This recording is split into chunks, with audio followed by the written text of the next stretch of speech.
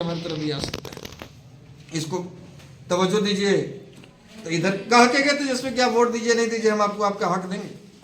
अब यदि राजद की तरफ से 10 को टिकट मिल जाता है हमारे समाज को, और बीजेपी वाले भी देगी, इसलिए देगी बीजेपी की चूंकि उसको लगेगा कि नहीं देंगे तो भाई तो 100% चल जाएगा। तो आप हमारी संख्या विधानसभा में बढ़ेगी कि घटेगी? बढ़ेगी ना। तो हमारा मकसद ये है कि संख्या बल हमारा बढ़े विधानसभा लोकसभा में। हम एक दरवाजा क्यों बंद करके रखेंगे? एक तरफ पीठ और एक तरफ मुंह करके क्यों हम सरेंडर किए रहेंगे? हम दोनों तरफ मुंह रखेंगे। लेकिन जनता का तो ये भी सवाल है और हर जनता आपसे ये जानना चाहता है कि इस बार जो चुनाव होने वाला है इसमें ना तो आप कांग्रेस को सपोर्ट कर रहे हैं, ना तो बीजेपी को सपोर्ट कर रहे हैं और ना तो राजद को सपोर्ट करने वाले हैं। तो फिर किस पार्टी से आप इस बार खुश रहेंगे आशुतोष कुमार, जो भी पार्टी जीतती है? देखिए लोकसभा चुनाव में जहाँ तक बात है तो देखिए हम लोग बहुत सारे नेता होते हैं जो हिडन में रखते हैं, अपनी बातों को छुपा के रखते हैं, पर्दे के पीछे से बोलते हैं, खुल के नहीं बोलते हैं, क्योंकि उनको दोनों तरफ मुंह मारना होता है।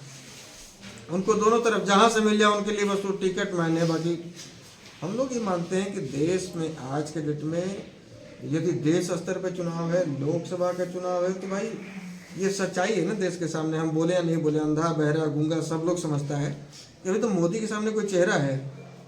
लोकसभा में प्रधानमंत्री उम्मीदवार है कोई? राहुल गांधी को पीएम घोषित कर दिया जाए, क्या 52 वोट देगा? नीतीश कुमार को पीएम कैंडिडेट घोषित कर दिया जाए, क्या 52 वोट देगा?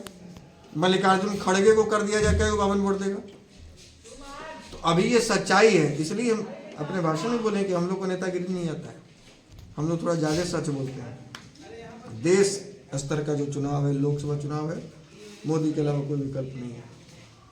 तो आपका साथ मोदी का, और जो जहाँ देश खड़ा है वहीं ना हम खड़े रहेंगे।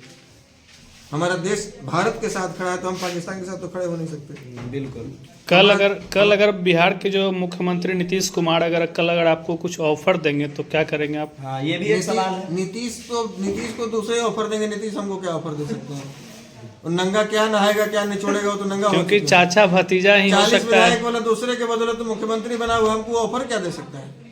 अगर नहीं ऐसा अगर स्टेटमेंट आया तो आप क्या फैसला लिया जाए तो आशुतोष कुमार जाएंगे या नहीं? नीतीश कुमार जैसे व्यक्ति के साथ जाने से बढ़िया है कि हम आजीवन राजनीति से संन्यास। क्योंकि बिहार में आप बदनाम हैं। ये उप मुख्यमंत्री तेजस्वी यादव को आप मंच पे चढ़ाए थे। आप समझिए हम बदनाम इसके लिए नहीं है, हम केवल इसलिए जाने जाते हैं कि जब से सामाजिक जीवन में ये व्यक्ति उतरा है फौज की नौकरी छोड़ने के बाद, तब से केवल और केवल बिहार में नीतीश कुमार का ये विरोध कर रहा है और उनकी नीतियों का विरोध। लोगों के द्वारा ये कहा जाता है कि आशुतोष कुमार जब जिधर मन करेगा उधर डोल जाएगा, इस तरह का स्टेटमेंट आता है पब्लिक मूवमेंट। जो लोग ये स्टेटमेंट देते हैं उनको कहिए कि आप 1000 के स्टाम्प पेपर पर हमको लिख के दीजिए एक नेता का नाम, कि जिसका जब मन करेगा उधर नहीं चल जाएगा।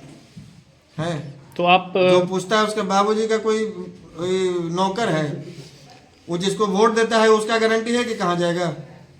जो ये बोलता है कि आशुतोष कुमार कहीं चल जाएगा, वो जिस बाप को वोट देता है उसका गारंटी है कि आज राजद में तो कल भाजपा में नहीं जाएगा, परसों कांग्रेस में नहीं जाएगा, तरसों लोजपा में नहीं जाएगा। तो सवाल खाली उसी से करता है जिसके चूतर पे लगता है तो फोन करता है, भैया हमारे यहाँ आइए। अब वोट देने के टाइम में मौसा दूसरे हो गए और सवाल भी हम ही से करेगा, क्योंकि मौसा तो फोन उठाएंगे नहीं, उनके पास तो लगेगा नहीं।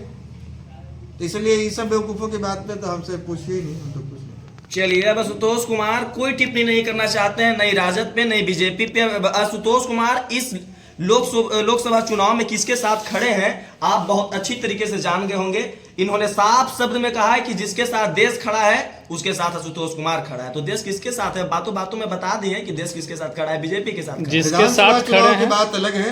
विधानसभा में बहुत तरह की बातें होती हैं, बहुत तरह। विधानसभा में हम ये नहीं कह रहे कि हम किसी एक पार्टी, किसी बिल्कुल नहीं, जो पार्टी हमको तवज्जो देगी, जो हमारी बात करेगी, हम कुछ शर्त के साथ भी। भाई ईडब्ल्यूएस में आप उम्र सीमा में छूट दे रहे हैं क्या? भारतीय जनता पार्टी की नहीं छूट देंगे, राजद कहेगा कि हम छूट देंगे, हम आपके साथ चले जाएंगे। समाज क्या कहेगा नहीं कहेगा, समाज में एक से एक होशियार है, एक से एक चूतिए भरे पड़े हैं, सबका सुनेंगे तो हम कर लिए रहेंगे और हो गया काम। हमारे नज़र में जो समाज के हित में होगा हम वही काम करेंगे। यहाँ तो एक से एक खरखा है, यहाँ तो घरे कहेगा कि आप घर दान कर दीजिए, बीजेपी को कर देगा। इसमें ऑफिस खोल के अपने चल जाएगा प्लेटफॉर्म पे भीख मांगने। तो वैसे लोगों की आवश्यकता, वैसे लोगों की सुनने की आवश्यकता हमको नहीं है। मेरे समाज के हित में क्या होगा, कौन हमको उम्र सीमा में छूट दे रहा है? कौन कहेगा कि हम परशुराम छात्रावास बना रहे हैं?